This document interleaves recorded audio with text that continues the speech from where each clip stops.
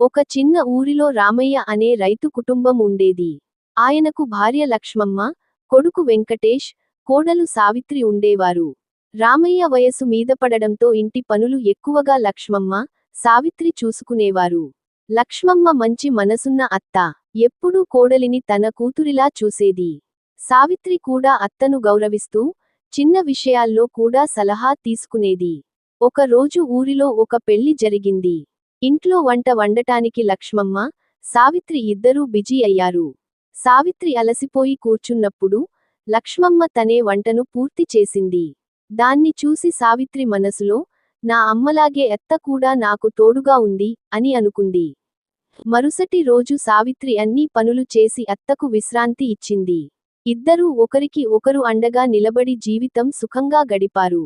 ఈ కథ మనకు చెబుతుంది ఏమిటంటే, అత్త, కోడలు ఒకరిని ఒకరు అర్థం చేసుకుని, ప్రేమతో జీవిస్తే ఇల్లు ఆనందమయంగా ఉంటుంది.